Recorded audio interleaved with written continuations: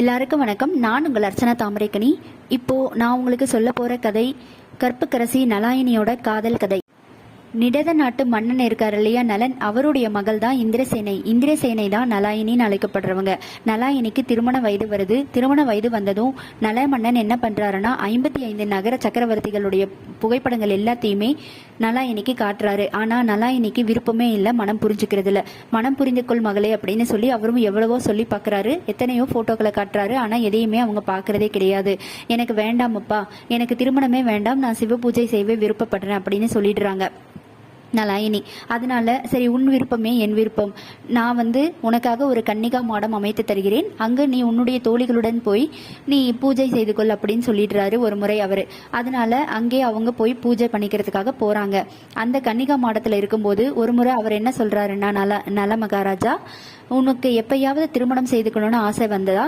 உன்னை யாரை திருமணம் செய்துக்க தேர்ந்தெடுக்கிறாயோ அவங்க கிட்ட உன்னுடைய கணையாளியான மோதிரத்தை கொடுத்து அனுப்பு, நான் புரிஞ்சுக்கிறேன் அப்படின்னு சொல்லிடுறாரு. அப்படி சொல்லி அனுப்பவும் சரின்னு சொல்லிட்டு இவங்களும் போய் அங்க கன்னிகா மாடத்துல பூஜை செஞ்சுட்டு இருக்கிறாங்க, தன்னுடைய தோழிகளோட தங்கி இருந்து. அப்படி இருக்க தேவலோகத்துல ஒரு வாக்குவாதம் நடந்துட்டு இருக்குது. கற்பில் சிறந்தவர் யார் அப்படின்னு சொல்லி ஒரு ஆர்குமெண்ட் அங்க நடந்துட்டு இருக்குது. அங்க நடந்துட்டு இருக்கிறப்போ இந்திரன் சொல்றாரு, என்னுடைய மனைவி இந்திராணி தான் கற்பில் சிறந்தவள் அப்படின்னு சொல்றாங்க. அதுக்கு இல்லை அப்படின்னு சொல்றாங்க.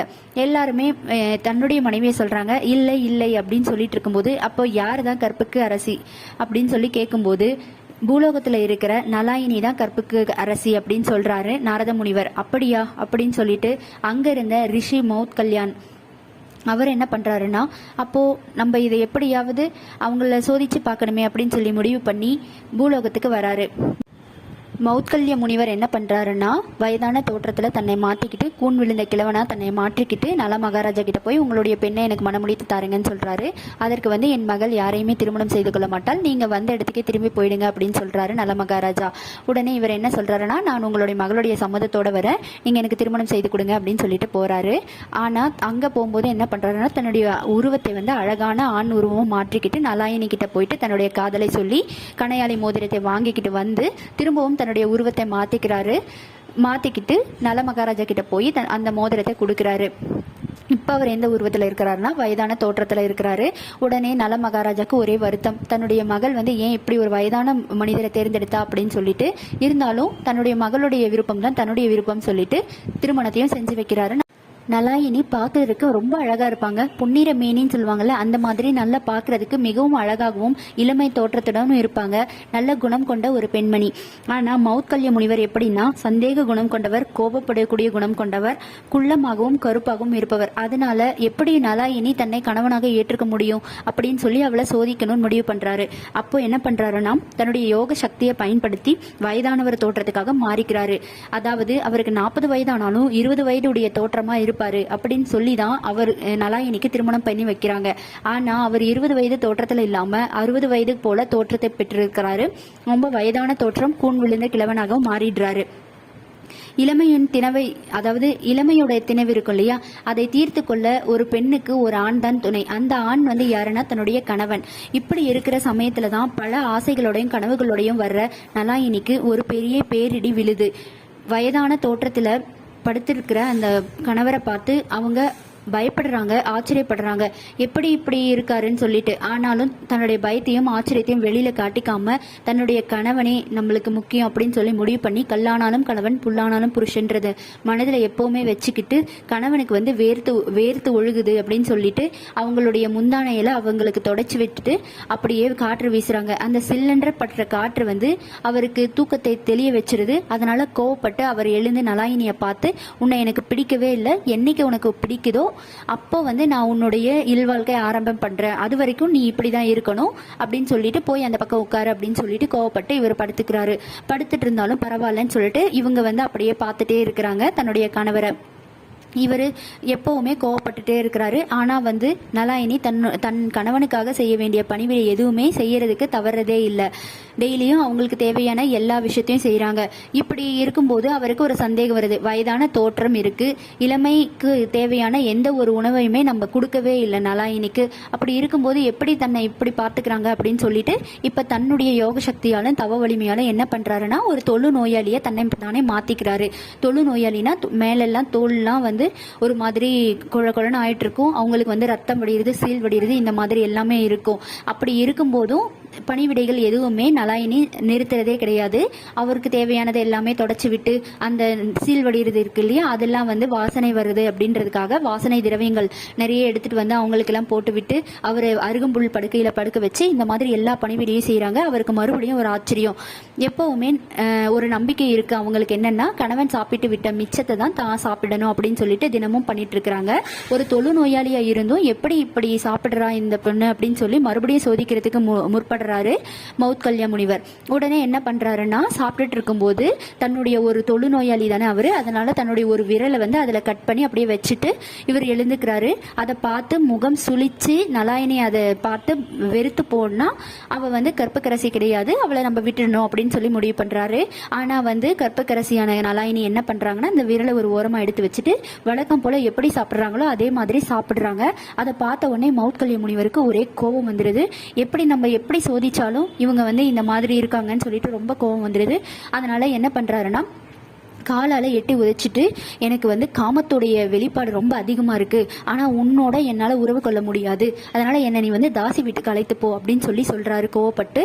உடனே அவங்க மறுக்காமல் தன்னுடைய கணவனுக்கு தேவையான எல்லா பொருட்களையும் எடுத்து வச்சுக்கிட்டு ஒரு கூடையில் ஒரு போர்வையை விரித்து அந்த கூடையில் மௌத்கல்ய முனிவரை படுக்க வச்சு கூடையை தலைமையில சுமந்துக்கிட்டு பக்கத்தில் இருக்கிற காட்டு வழியாக நடந்து போய்கிட்டே இருக்கிறாங்க.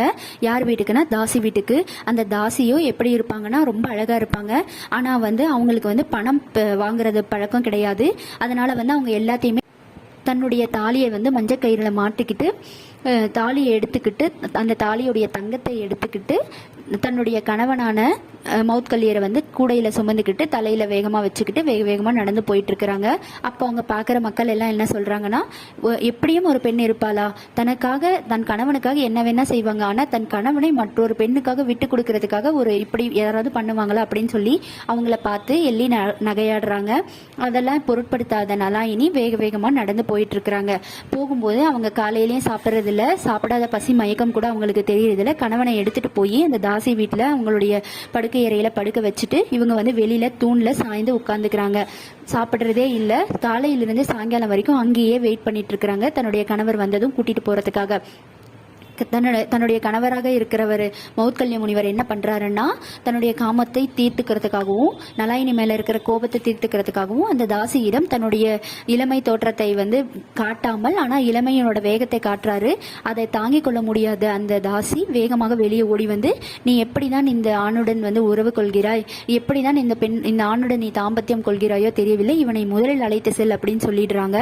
கோபமா சொல்லவும் இவருக்கு தன்னுடைய ஆத்திரங்கள் தீர்ந்து விட்டது, தன்னுடைய காம இச்சை தீர்ந்து விட்டது அப்படின்ற ஒரு சந்தோஷத்தில் தன்னுடைய மனைவியை காலையில் எட்டி உதைச்சு, என்னை சீக்கிரமாக தூக்கிட்டு வீட்டுக்கு போ, எனக்கு ஒரே களைப்பாக இருக்குது அப்படின்னு சொல்கிறாரு. அதை எதையுமே பொருட்படுத்தாத நலாயினி மறுபடியும் கூடைக்குள்ளே வச்சு தன்னுடைய கணவனை தூக்கிட்டு போகிறாங்க. பார்க்கறதுக்கு மழை வர்ற மாதிரி இருக்குது, நேரம் ஆயிடுது, இருட்டாகிடுது, நட்சத்திரங்கள்லாம் கொஞ்சம் கொஞ்சமாக தோன்ற ஆரம்பிக்குது. அதனால் காட்டு வழியில் போகணும்னு சொல்லிட்டு வேகமாக தன்னுடைய கணவனை எப்படியாவது வீட்டுக்கு எடுத்துகிட்டு வந்து சேர்த்துடணும் மலைக்கு முன்னாடி அப்படின்றது மட்டும்தான் அவங்களோட குறிக்கோளா இருந்தது. அதனால வேகமா நடந்து வந்துட்டு இருக்கிறாங்க. நடந்து வரும்போது என்ன ஆகுதுன்னா, அங்க கழுமரம் ஏற்றப்பட்ட மாண்டவிய முனிவர் வந்து உட்கார்ந்துட்டு இருக்கிறாரு. அந்த கழுமரம்ன்றது என்னன்னா, கூர்மையான ஆயுதம். மன்னன் ஒருவனால் தவறாக புரிந்து கொண்டு அவருக்கு வந்து ஒரு தண்டனை கொடுக்கப்பட்டது. அந்த தண்டனைக்கு தான் கழுமரம் ஏற்றுதல் சொல்லுவாங்க. அந்த கழுமரத்துல வந்து மாண்டவிய முனிவர் உட்கார்ந்து இருக்கிறாரு. அதோடைய கூரிய பகுதி அவருடைய பின்புறத்துல குத்தப்பட்டு சொருகப்பட்டிருக்கு. இப்போ வேகமா இவங்க நடந்து போயிட்டு இருக்கும்போது என்ன பண்றாங்கன்னா, அவரை கவனிக்கிறது இல்ல. அவங்களுடைய கணவனுடைய கால் வந்து அவருடைய கால் மேல தீண்டிருது. அதனால வலி வந்து அவரால் பொறுக்கவே முடியறதில்ல மாண்டவ முனிவரால. உடனே அவர் வந்து என்ன சொல்றாருன்னா, ஏ பெண்ணே, என்னை இப்படி இடித்து விட்டு வேகமாக செல்கிறாயே, உன் கணவனுக்காக தானே நீ இப்படி எல்லாம் செய்த, அதனால உன்னுடைய கணவன் வந்து நாளை விடியும் முன் இறந்து போவான், உன்னுடைய தாலி பொறி போகும் அப்படின்னு சொல்லி சாபம் கொடுத்துடுறாங்க. உடனே இவங்களுக்கு பதட்டம் ஆயிடுது. வேகமாக போய் மாண்டவிய முனிவர் இருக்கார் இல்லையா, அவர்கிட்ட நான் இப்போதான் எனக்கு திருமணம் ஆச்சு, நான் இல்வாழ்க்கையை இன்னும் தொடங்கவே இல்லை, என்னுடைய நான் செய்த தவறுக்கு என்னுடைய கணவருக்கு ஏன் இந்த தண்டனை, அவர் வந்து நல்லா இருக்கணும், அதனால வந்து இந்த தண்டனை எப்படியாவது நீங்க சாபத்தை எடுத்துருங்க திரும்பவும் அப்படின்னு சொல்லி எவ்வளவோ போராடுறாங்க. ஆனா மாண்டவியர் வந்து கேட்கறதே இல்லை. அவர் வந்து வலியுடைய உச்சத்துக்கு போயிட்டனால அவர் கண்ணை மூடி அமைதியா மௌனத்துல போய் போயிடுறாரு. எவ்வளவோ கெஞ்சியும் கேட்டும் கதறியும் பார்த்தாங்க நலாயினி. ஆனா எதுக்குமே ஒத்து வர்றதில்ல மாண்டவியம். தன்னுடைய கணவருக்கு எந்த சாபமும் வரக்கூடாதுன்னு முடிவு பண்ண நலாயினி கோவப்பட்ட என்ன சொல்றாங்கன்னா, 30 முக்கோடி தேவர்களுக்கும் இந்திரன் இந்திராணிகளும் நான் சொல்வதை கேட்டுக்கோங்க அப்படின்னு சொல்லிட்டு கோபமா என்ன சொல்றாங்கன்னா, சூரிய பகவானே, நீ நாளை உதிப்பதனால் என் கணவன் உயிர் பறிபோகுமானால் நீ நாளை உதிக்க கூடாது, இனி எப்போதுமே உதிக்க கூடாது, அப்படி இது என்னுடைய ஆணை அப்படின்னு சொல்லி கோவப்பட்டு சாபம் கொடுக்கறாங்க. அந்த ஒரு நிமிடம் மரம், காற்று, கடல் எல்லாமே தன்னுடைய இயக்கத்தை நிறுத்திக்குது, மீண்டும் அடிக்க ஆரம்பிக்குது. கொஞ்ச நேரத்துக்கு அப்புறம் இவங்க வீட்டுக்கு போயிடுறாங்க. நலாயினி கிட்ட எந்த ஒரு சலனமுமே இல்லை. நலாயினி தன்னுடைய கணவரை வீட்டில் எடுத்துட்டு போய் பத்திரமா சேர்த்துடுறாங்க. அவங்க கிட்ட எந்த ஒரு சலனமே இல்லை. மறுபடியும் வழக்கம் போல தன்னுடைய கணவருக்கு தேவையான பணிகள் எல்லாம் செஞ்சுட்டு அவர் ஒரு அருகம்புல் படுக்கையில படுக்க வச்சுட்டு வாசனை திரவியங்கள்லாம் தெளிச்சு அந்த நீர் வர்றதுலயே அது எல்லாமே தொடச்சி விட்டு அவருக்கு சேவை செய்யறாங்க, காற்று வீசி விடுறாங்க. ஆனா காலையில விடியவதே இல்லை. உடனே என்ன பண்றாருன்னா, இந்திரன் வந்து போயிட்டு தேவர்கள்ல ஒருத்தரான சூரிய பகவான் கிட்ட கேட்கிறாரு, நீங்க எப்படியாவது வந்து உங்களுடைய கதிர்களை கொடுத்து இந்த உலகத்துக்கு ஒளி கொடுக்கணும்னு சொல்லிட்டு. அதுக்கு வந்து என்னால முடியாது, ஏன்னா வந்து எனக்கு ஒரு ஆணை பிறப்பித்திருக்கிறா நலாயினி வந்து ஒரு கற்புக்கரசி, அதனால அவளுடைய ஆணையை என்னால மீற முடியாது அப்படின்னு சொல்லி மேருமலையோட பின்புறத்துல தன்னுடைய கதிர்களை வந்து மறைத்துக் கொள்கிறார் சூரிய பகவான். உடனே தேவர்கள் எல்லாருமே யோசிச்சு தேவர்களை வந்து தேவர்கள்ல ஒருத்தரான இந்திரன் வந்து என்ன பண்றாருன்னா, அந்த கழுமரத்துல ஏற்றப்பட்ட மாண்டவியர் இருக்காரு இல்லையா, அவரை வந்து இறக்கி விட்டுட்டு இப்போ சொல்றாரு, உங்களுடைய சாபத்தால இப்போ உலகத்துக்கு ஒளி இல்லாம இருக்கு, நீங்க வந்து உங்களுடைய சாபத்தை திரும்ப பெற்றுக்கணும் அப்படின்னு சொல்றாரு. உடனே மாண்டவியரும் தன்னுடைய சாபத்தை திரும்ப பெற்றிருக்கிறாரு. இப்படி இருக்க உடனே தனக்காக இவ்வளவு செய்த அந்த பெண் வந்து உண்மையிலேயே கற்புக்கரசி தான் அப்படின்னு சொல்லி முடிவு பண்ணிட்டு மௌத்கல்யா முனிவர் என்ன பண்றாருன்னா, தன்னுடைய உருவத்தை வந்து மாற்றிக்கிறாரு. அப்போ சொல்றாரு, நான் வந்து சிவபெருமானுடைய அம்சம், நீ நலாயினியான நீ வந்து பார்வதி தேவியோட அம்சம், அதனாலதான் நீ வந்து கன்னிகா மடத்துல போயிட்டு நீ பூஜை பண்ணிட்டு இருந்த எனக்கு அப்படின்னு சொல்லும் போது உடனே அவங்க சந்தோஷப்பட்டு, வா நம்ம தேவலோகத்துக்கு போலாம் அப்படின்னு சொல்லி கூட்டிட்டு போறாங்க. தேவலோகத்துல சந்தோஷமா தான் இருக்காங்க. அப்போ ஒரு நாள் என்ன பண்றாங்கன்னா, பார்வதி தேவி சிவா சிவா சிவான்னு 5 முறை சிவா சிவான்னு கூப்பிட்டுடுறாங்க. கணவனுடைய பெயரை பேர் சொல்லி கூப்பிட்டியா அப்படின்னு சொல்லி கோபமடைந்த சிவபெருமான் என்ன பண்றாருன்னா, பூலோகத்துக்கு நீ போகணும், உனக்கு வந்து நீ என்ன 5 முறை பெயர் சொல்லி கூப்பிட்டதால உனக்கு வந்து 5 கணவர்களா, 5 கணவர்களுடைய அம்சமும் நானாகவே வருவேன், உனக்கு கணவனா வருவேன் அப்படின்னு சொல்றாங்க. இது என்ன ஒரு அபத்தம், ஒரு பெண்ணுக்கு 5 கணவனா, என்ன இது அப்படின்னு சொல்லி பார்வதி தேவி கேட்கும்போது, இது வந்து நீ முன் ஜென்மத்தில் பெற்ற வரம் அப்படின்னு சொல்றாங்க. அப்படியா, அதேபடி அப்படின்னு கேட்கும்போது, முன் ஜென்மத்துல ஒரு முனிவருடைய மகளா நீ பிறந்திருந்த, அப்போ உனக்கு வந்து திருமணம் ஆகாமலே நீண்ட நாட்களாக இருந்தது. உடனே சிவபெருமானுக்காக நீ வேண்டுதல் வைத்து சிவபெருமான் உனக்கு காட்சி கொடுக்கும் போது நீ என்ன கேட்டன்னா, எனக்கு வந்து ஒரு நற்குணங்கள் நிறைந்த ஒருவன் கணவனாக வேண்டும் அப்படின்னு சொல்லி ஒரு முறை கேட்ட சிவபெருமான் வந்து அமைதியாவே இருந்ததால அதை நீ திரும்ப திரும்ப 5 முறை கேட்டுட்டே இருந்த, அதனால 5 முறை கேட்டதால உனக்கு 5 கணவன்கள் கிடைக்கும் அப்படின்னு சொல்லிட்டு நான் வந்து உனக்கு ஒரு வரம் கொடுத்தேன், அதுதான் இந்த ஜென்மத்துல நீ உனக்கு நடக்குது அப்படின்னு சொல்லி பூலோகத்துக்கு அனுப்பி வைக்கிறாரு.